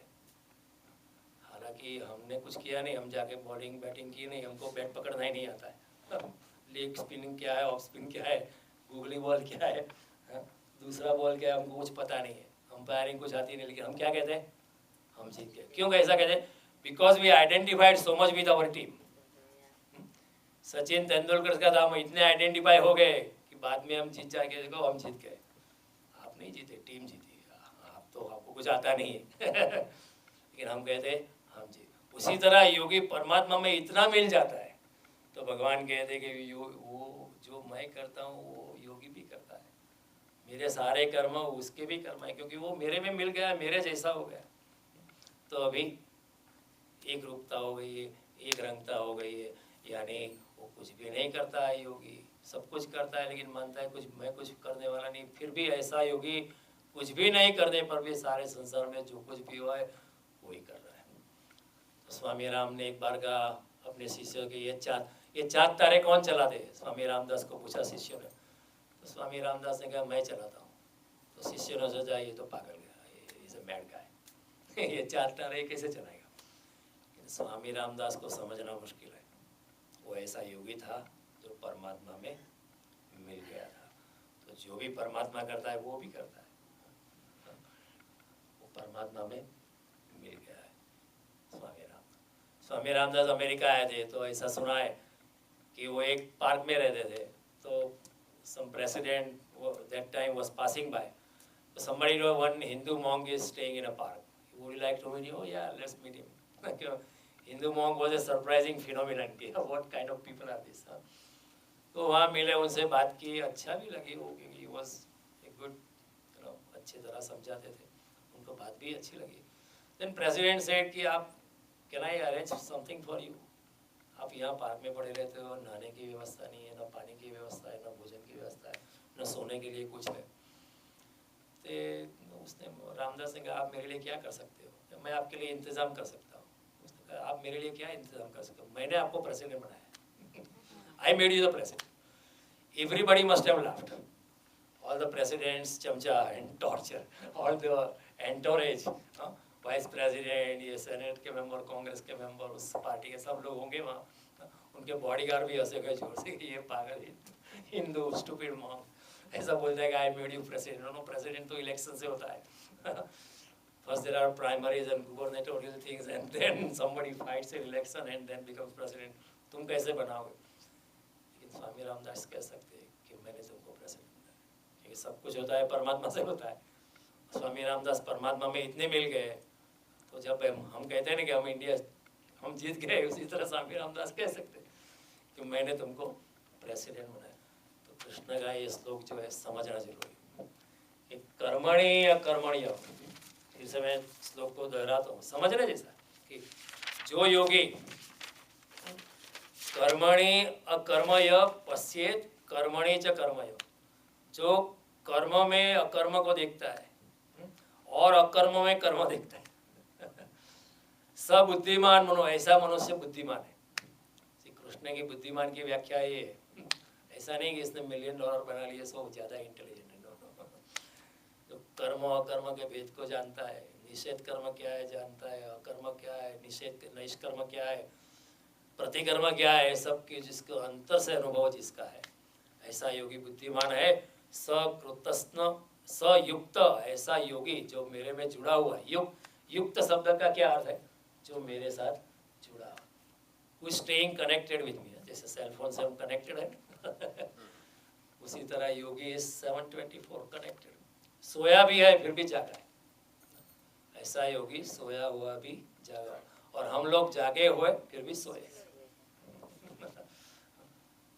या निशा सर्वभूतानां तस्याम जागृति संयमी यस्याम जागृति भूतानि सा निशा पश्यतो मुनि, कृष्ण कहते हैं। जिसमें सभी लोग सोए हुए वहाँ मुनि जागा हुआ है, और जो सभी जिसमें सभी लोग जागते हुए लगते अपने आप को मानते हैं, वो मुनि के लिए सब सोए हैं, ऐसा ही मानना। So George Gurdjieff was a great mystic of 21st century. He told his disciple the whole world is asleep, and he had one of the Ouspensky was one of the great mathematicians. He was disciple. How do you say we are asleep?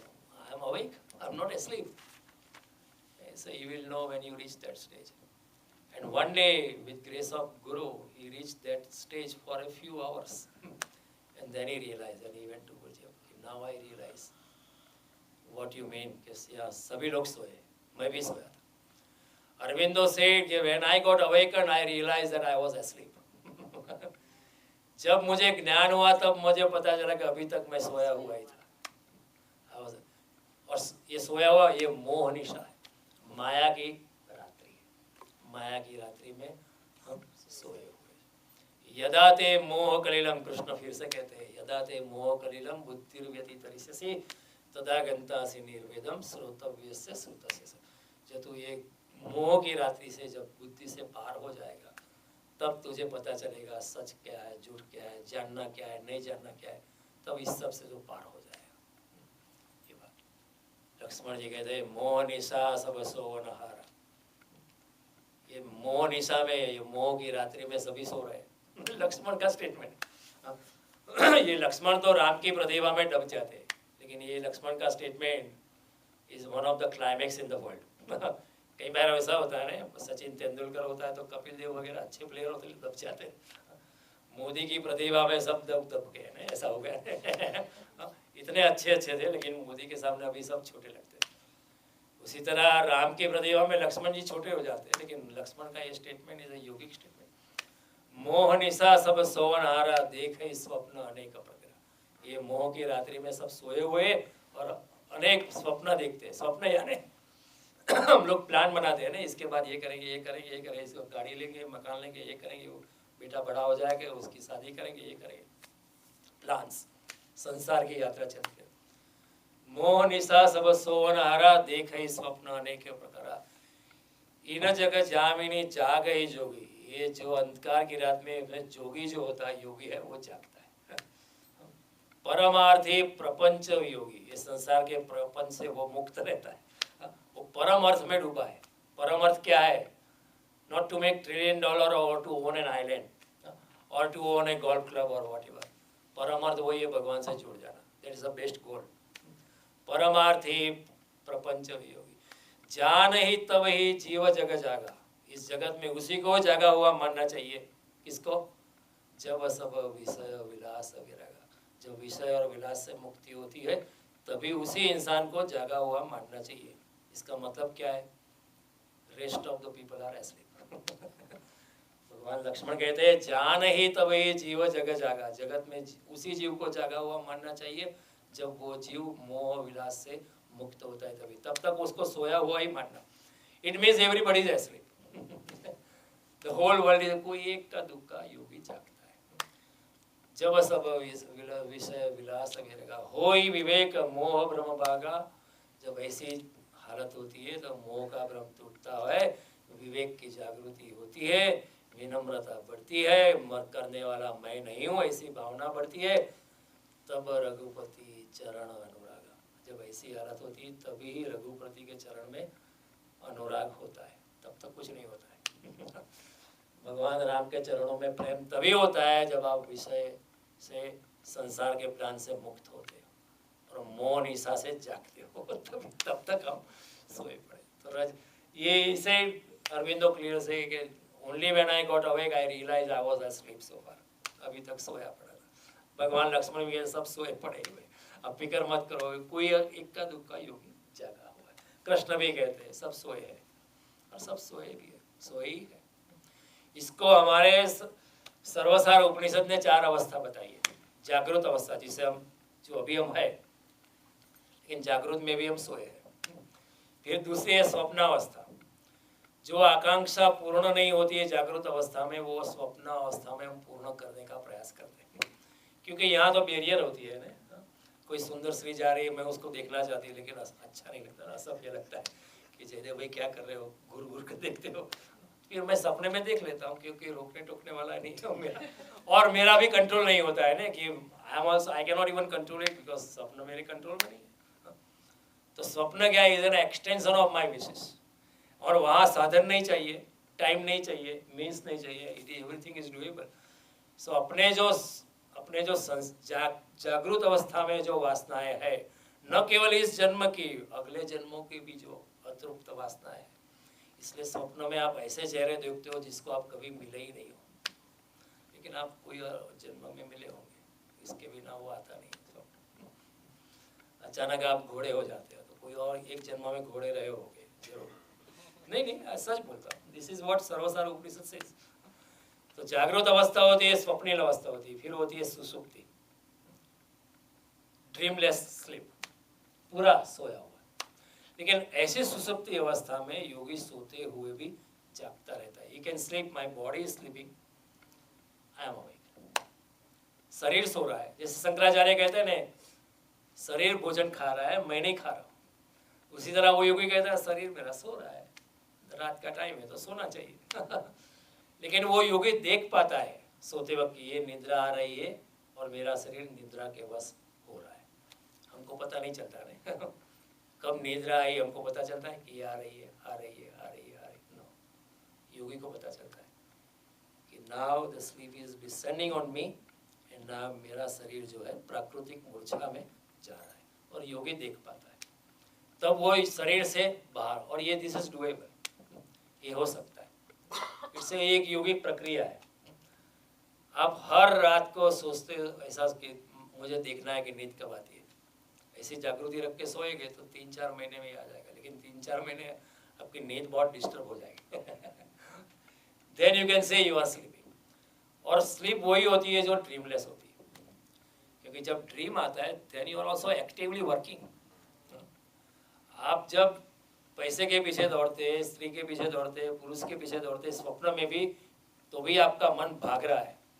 तो कई लोग निद्रा के बाद भी उठते गए, बहुत थकान मालूम पड़ती है। थकान मालूम पड़ेगी क्योंकि आप दौड़ते रहे निद्रा में भी आप भागते रहे हो, हालांकि शरीर पड़ा था लेकिन निद्रा में भी आप भागते हो।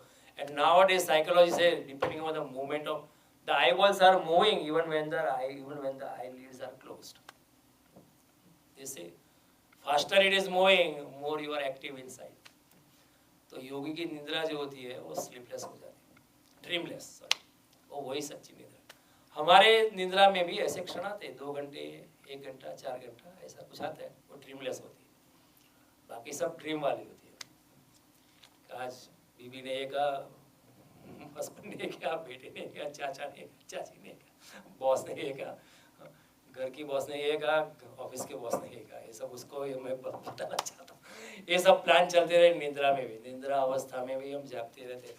तो ये 4 उसको, ये जो तीनों अवस्था से पार हो जाता है वो अपने आप अपने हाथ के साथ मिल जाता है। ये this is a vision from Sarvasar Upanishad, very true. कोई बार बात करेंगे इन।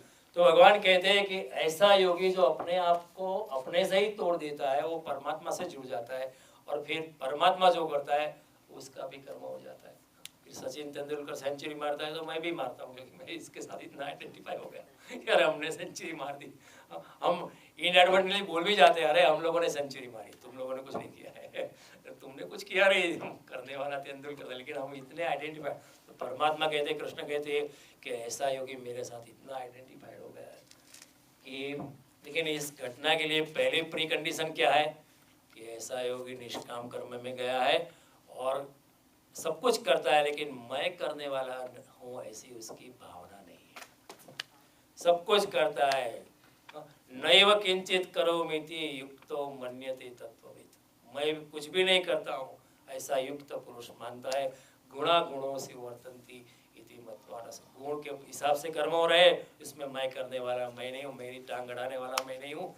तो ऐसा अभी निषेध कर्म, कमिंग बैक घर में कॉकरोच निकला है, उसको मारना नहीं मारना, पत्नी व्यभिचारिणी हो गई, उसको एक चाटा मारना चाहिए नहीं मारना चाहिए। पति रोज शराब पी के आता है और पत्नी को मारता है, तो पत्नी को एक दिन मार देना चाहिए नहीं मारना चाहिए। आपका घर का बालक है, 10 साल का हो गया है, उसने घर जला दिया, तभी उसको मारना चाहिए नहीं? कोई क्या बालक को कैसे मार सकते हो, घर जला दिया। Very nice. दुकान में शराब बेचनी है नहीं बेचनी, पोर्नोग्राफी बेचनी है नहीं बेचनी, मीट बेचना है नहीं बेचना है, ठाकुर जी का फोटो तो रखते हैं हम लोग, सुबह आके ठाकुर जी की पूजा करते, फिर बिजनेस एज यूजुअल होता है। These are very dicey questions, very difficult to judge. लेकिन ऐसा योगी जो अकर्म में चला गया है, कर्म करते हुए भी अकर्म में है, और ऐसा योगी जो परमात्मा से मिल गया है, उसको क्या होता है कि उसके अंतर चक्षु खुल जाते हैं, उसकी स्वयं प्रज्ञा जो है वो खुल जाता है, उसका तीसरा नेत्र है वो अंदर खुल जाता है। देखो समझो, मैं आपको एग्जांपल दूं, समझो हम अभी सभी अंधे हैं, सब लोग अभी अंधे हैं, तो अभी ये गीता प्रवचन अगर खत्म हो जाए, हम लोग क्या करेंगे? हम टटोलेंगे, दरवाजा कहाँ है? टटोलेंगे ना, दीवार को पकड़ पकड़ के, फिर हाँ ये दरवाजा है, यहाँ से निकलना। अगर हम अंधे हैं तो हमको टटोलना पड़ेगा, लेकिन हमारे पास आँख है, तो अभी गीता का प्रवचन पूर्ण होगा तो आप क्या करेंगे? सीधा वहाँ से निकल जाओ। आपको टटोलना पड़ता है, कहाँ है दरवाजा, कहाँ है दरवाजा? अरे इधर है, नहीं अरे रमन भाई कहाँ दरवाजा है बताओ हमें। वी नो कि दरवाजा वहाँ है, वहाँ से निकल जाएगा। तो जो इंसान योगिक अवस्था में पहुँच गया है, उसको निषेध कर्म के बारे में टटोलना नहीं पड़ता है, सोचना नहीं पड़ता है। His inner soul will tell him कि वो कॉकरोच को मारना चाहिए या पकड़ के फेंकना चाहिए। His inner soul will tell him कि पत्नी को चाटा मारना चाहिए या नहीं चाहिए, और उसका her inner soul will tell her कि पति को मारना चाहिए या नहीं मारना चाहिए, ये बालक को मारना चाहिए नहीं मारना चाहिए, ये ब्राह्मण की हत्या करनी चाहिए कि नहीं करनी चाहिए। कोई आपको पूछता है कि 4 मवाली पूछते हैं आपको कि ये लड़की कहाँ गई है, तो आपको मालूम है यहाँ से भागी है, तो आपको सच बताना चाहिए या झूठ बताना चाहिए? हाँ? सच बताते तो अच्छा नहीं है, किसी लड़की के पीछे 4 मवाली पड़े, तो झूठ बताते भाई झूठ बोलने का पाप हो जाएगा, क्या करें? Dam if you do, dam if you don't. एक निषेध कर्म को छोड़ो तो दूसरा निषेध कर्म हो जाता है, लेकिन ऐसे योगी के लिए निषेध कर्म के बारे में सोचना नहीं, क्योंकि उसको अंतर चक्षु होते हैं। इसलिए जब कृष्णदास अधिकारी जो वल्लभाचार्य के 8 शिष्यों में से एक थे, उनको जब वेश्या मिली तो उसको बोला चल तू मंदिर चल, वहाँ भगवान के लिए तुम नृत्य करना। गाँव वाले कहने लगे ये क्या वेश्या को घर में लेके गया, दिस इज नॉट गुड, लेकिन वो लेके चल। और कृष्ण यहाँ कहते हैं ना, अर्जुन तू लड़। हमको सोचना पड़ता है कि ये अच्छा है या बुरा। अभी भी हम even today we are not convinced कि कृष्ण डिड राइट और रॉन्ग, लेकिन Krishna is completely convinced. Arjun फिक्र मत कर, लड़ मार। कोई मरता नहीं है, तेरे मारने से कोई मरने वाला नहीं है, और वैसे सब आत्मा स्वरूप है और सबका काल आ गया, मार। कृष्ण जोर से कह सकते, और अर्जुन को यहाँ तो इसलिए ये जो निषेध कर्म की बात है ना, कृष्ण ने मामा को मार दिया। अगर मैं अपने मामा को मारूंगा तो आप मेरा गीता प्रवचन सुनने के लिए आएंगे नहीं, इतने मामा को मार दिया है। कृष्ण को सोचना नहीं पड़ता है कि मामा को मारना चाहिए, अरे मारो कोई बात नहीं, खत्म कर दो। राम नहीं सोचते कि वाली का वध करना, अरे वध करना है कर देते, क्योंकि अंतर चक्षु है, अंतर चक्षु है, अंदर की आँख खुल गई है, पूरा सब कुछ टटोलना नहीं पड़ता है कि दरवाजा कहाँ है। You get my point. निषेध करने में हमें बहुत सोचना पड़ेगा, ये करूँ या वो करूँ, ये करूँ, ये करना चाहिए, अरे ये तो बहुत अच्छा है, ये तो बहुत पाप हो जाएगा, ये करूँ तो भी पाप है, ये करूँ तो भी पाप, क्या करें, मर गए, फंस गए। घर में बिल्ली मर गई तो अभी ये विधि करवानी पड़ेगी, नहीं करवाएगा तो पाप होगा, कराएगा तो भी पाप होगा, बिल्ली का क्या होगा। कोई बिल्ली चूहे को लेकर जाती है, आपको क्या करना है? चूहे को बचाना चाहिए क्या? बिल्ली के चूहे को बचाना तो बिल्ली सोचेगी क्या मेरा खाना छीन ले रहा तो चूहा सोचेगा आपने मनुष्यों की मेरी सहायता नहीं की, कैसा इंसान हो मैं मर रहा था, चीख रहा था। लेकिन योगी को सोचना नहीं पड़ता है। कृष्ण कहते हैं मार, कोई बात नहीं, मामा को भी मार दिया, इसको भी मार दिया, सब राक्षसों का उनको सोचना नहीं पड़ता है। तो निषेध कर्म के बारे में क्या करना है वो शास्त्र उसमें सहायता नहीं करता है, क्योंकि किताबों में ऐसा कुछ लिखा नहीं है। किताब में ऐसा नहीं लिखा है बिल्ली चूहे को पकड़े को क्या करना, लिखा है? नहीं लिखा है लेकिन हमको प्रज्ञा चक्षु मिलते हैं, गीता को समझ समझ के ध्यानस्थ अवस्था में आके निष्काम कर्म के मार्ग पे चलते चलते हमारे अंतर चक्षु खुलने लगते हैं, फिर हमें सोचना नहीं पड़ता है, हम सीधा उठ के वहाँ से निकल सकते हैं। तो कृष्ण की ये जो बड़ी गहन बातें हैं कि कर्म को कोई नहीं जानता है, अकर्म को कोई जानना नहीं चाहे, कर्म को भी जानना चाहिए, अकर्म को भी जानना चाहिए, निषेध कर्म को, कर्म की गति बहुत गहन है। जो योगी अकर्म में कर्म को देखता है, कर्मों में अकर्म को देखता है, ऐसा योगी बहुत बुद्धिमान है। ऐसा योगी कुछ भी नहीं करता है फिर भी सब कुछ करता है ये कैसी बातें करते हैं? What kind of statements are these? So contradictory. But only Krishna can dare to do so. जगत के कोई शास्त्र में ऐसे विधान आपको मिलने वाले नहीं है। Only Krishna can dare and he can even explain. Okay.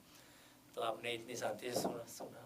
Sorry, it's late, but I wanted to finish this. तो अगली बार जब मिलेंगे अपनी यात्रा आगे बढ़ाएंगे।